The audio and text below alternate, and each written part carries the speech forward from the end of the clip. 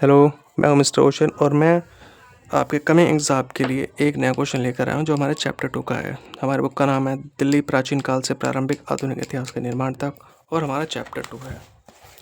इस चैप्टर का नाम है बस्ती से शहरीकरण तक, 10वीं से 14वीं शताब्दी दिल्ली के विभिन्न शहरों की जानकारी। जी हाँ, हम इसके अंदर दिल्ली के कुछ शहरों के बारे में जानेंगे और ये चीज़ हमारे लिए शॉर्ट क्वेश्चन आता है।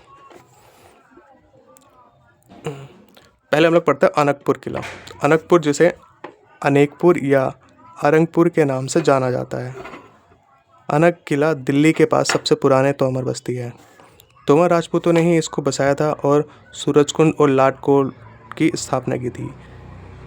और उन्होंने ये सिंचाई के उद्देश्य से यहाँ पे कई टैंक, बांध और बावड़ियाँ भी बनवाई थी। और फिर भी इसके निर्माण के समय को लेकर अभी भी मतभेद माना जाता है, इसलिए सटीक तारीख बता पाना थोड़ा मुश्किल है। ओके, आज भी इस किले के कुछ अवशेष बचे हैं जिसके बारे में हम देखते हैं। सूरजकुंड जो अनकपुर पर मतलब एक बांध बनाएगा। सूरजकुंड क्षेत्र में बना ये बांध पत्थरों से बनाया गया था जो क्वाड साइट कहलाते थे। ये दो पहाड़ियों के बीच स्थित है और इसका उद्देश्य पानी को इकट्ठा करना और सिंचाई में नल का उपयोग करना था। उस टाइम पे भी बांध बना दिया, बहुत बड़ी बात थी। इस बांध में एक निकास था जिसे ज़रूरत से ज़्यादा पानी बाहर निकाला जा सकता था। बांध के अंदर जाने के लिए कुछ सीढ़ियाँ भी थी ताकि लोग पानी तक पहुँच सकें।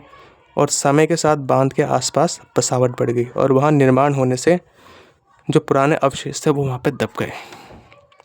नेक्स्ट, सूरजकुंड तालाब। जैसे कि हमने पढ़ा था कि ये बांध था, यहाँ पे पानी इकट्ठा हो जाता था और कुछ टाइम के बाद उसमें से पानी निकाल दिया जाता था। तो सेम वैसे यह तालाब बांध से आने वाले पानी के इकट्ठा होने से बना था। उस समय तोमर राजा सूरजपाल ने पास में एक टैंक बनवाया था जिसका बाद में फिरोज शाह तुगलक ने पुनर्निर्माण करवाया। जी हाँ, फिरोज शाह तुगलक ने इसका दोबारा से पुनर्निर्माण करवाया और तालाब के पास मंदिर होने के प्रमाण मिले हैं जिसे सूर्य मंदिर के नाम से जाना जाता था। और इसी के लिए इस तालाब का नाम और उस बांध का नाम सूरजकुंड पड़ा। इसके बारे में हम थोड़ा सा और पढ़ते हैं। लालकोट और किला राय पिथौरा। तोमरों ने सूरजकुंड में एक शहर की स्थापना के बाद तोमरों ने बाद में अपनी राजधानी को 10 किलोमीटर पश्चिम की ओर स्थानांतरित कर दिया था, जहां अनकपाल ने 1160 में लालकोट का किला बनवाया जो आज के कुतुब मीनार के पास है। बाद के पृथ्वीराज चौहान ने लालकोट को और मजबूत किया और उसे किला राय पिथौरा का नाम दिया। यह सबसे पुराना किला था जिस पर कुतुबुद्दीन ऐबक ने कब्जा कर लिया था। उस समय फिरोज शाह तुगलक को दिल्ली का सुल्तान बताया गया।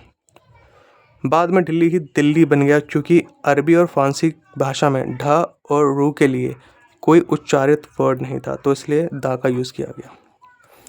नेक्स्ट इसका शहर था हमारा सिरी। सिरी बहुत इम्पोर्टेंट है। ये काफ़ी बार शॉर्ट क्वेश्चन में आता है। इसके बारे में पढ़ते हैं। पुरानी दिल्ली के उत्तर पूर्व इलाके से सटा हुआ एक भाग था जो एक समतल और बंजर मैदान था जिसे सिरी कहा गया था। इसको बनाने का उद्देश्य हमलावरों को महल से दूर रखना था। उस समय मंगोलों का आतंक था। मंगोलों की लूटपाट से दिल्ली को सुरक्षित रखने के लिए सुल्तान अलाउद्दीन खिलजी ने 1299 में सिरी में एक सशस्त्र शिविर की स्थापना की। शुरुआत में सिरी के आवास स्थल को लश्कर या लश्करगाह कहा गया। ओके, जिसका मतलब था सैन्य शिविर। पहले मैं इसको नेगेटिव वर्ड में ले रहा था, पर जब मुझे इसके बारे में पता लगा मतलब कि ये तो एक शस्त्रागार का नाम हैगा। ठीक है, नेक्स्ट पढ़ते हैं जाफरनामा व कुतुब दिल्ली। जाफरनामा का मतलब क्या होता है कि ये एक बुक हैगी, इसके बारे में हम पढ़ते हैं। ऐसा कहा जाता है कि इतिहास के एक ग्रंथ जाफरनामा में सिरी की अवस्थिति को जहांपनाह के उत्तर पश्चिम में वर्णित किया गया था, जबकि कुतुब दिल्ली को उस समय एक शहर के रूप में जाना जाता था। इसके अनुसार सिरी के दक्षिण पश्चिम में ये अवस्थित था। ओके, ये तो इसके लोकेशन के बारे में बताता है। ओके, दूसरा शहर। अलाउद्दीन खिलजी के समय सिरी को दूसरे शहर के रूप में जाना जाता था। जी हाँ, दूसरा शहर मतलब उसकी लगभग दूसरी राजधानी जो कुतुब मीनार के पूर्व में बनी थी। इसे नई राजधानी के रूप में विकसित किया गया था। इसकी संरचना कैसी थी? कहा जाता है सिरी एक वृत्ताकार शहर था। इसके भवन ऊंचे व ईंट पत्थरों से बने थे। इसे युद्ध की दृष्टि से बचने के लिए बनाया गया था। खिलजी नेक्स्ट हमारा पॉइंट खिलजी है। सिरी की किले के बाहर हिस्से में अलाउद्दीन खिलजी द्वारा निर्मित महल था, और जहाँ खिलजी और उसका बेटा कुतुबुद्दीन मुबारक भी रहते थे। जी हाँ, उन्होंने ये सिरी को तो ये वो बना दिया और यहीं पे ही वो लोग रहने लगे, क्योंकि ये बहुत मजबूत किला बन गया था।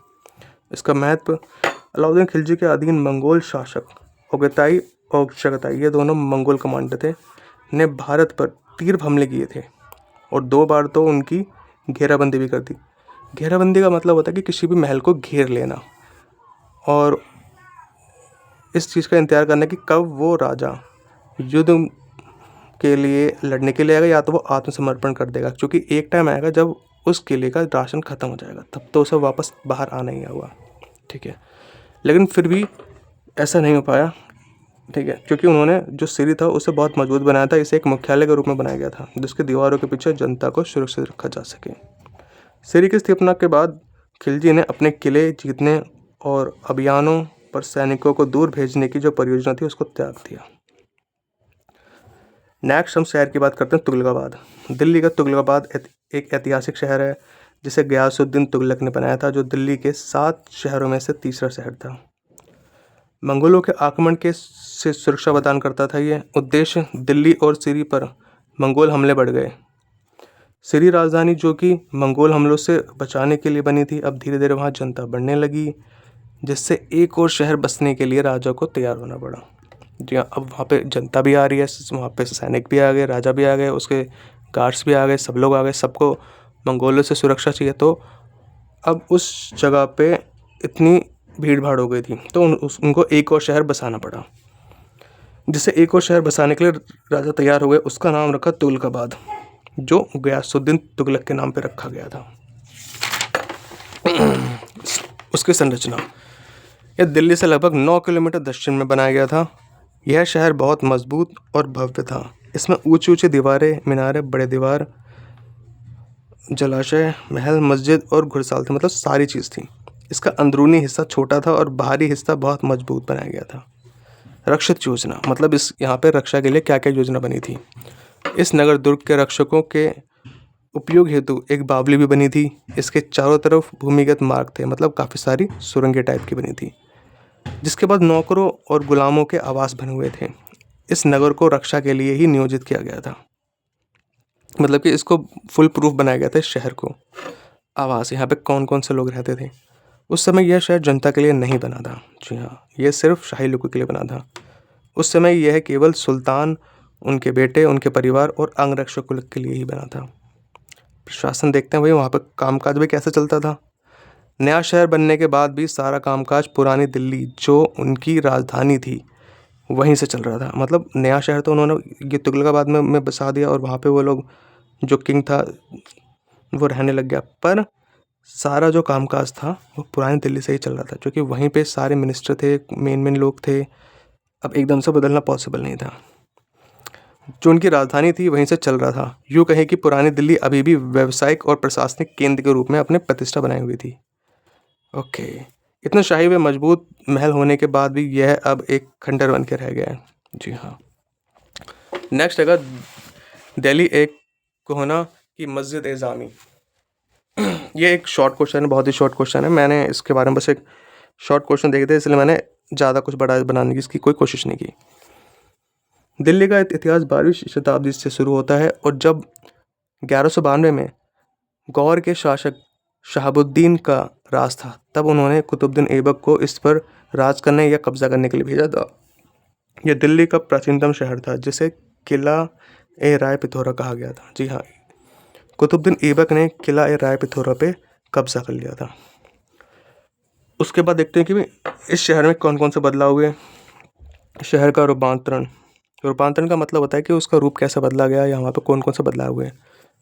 ऐबक की विजय के बाद इस शहर में बदलाव आए, जैसे किला ए राय पिथौरा की दीवारों को तोड़कर वहाँ 13 दरवाजे बनाए गए। जी हाँ, वहाँ पे पहले सैनिकों ने जाने के लिए वहाँ पे छेद किए, और बाद में उनको बंद करने की जगह वहाँ पे दरवाजे बना दिए गए।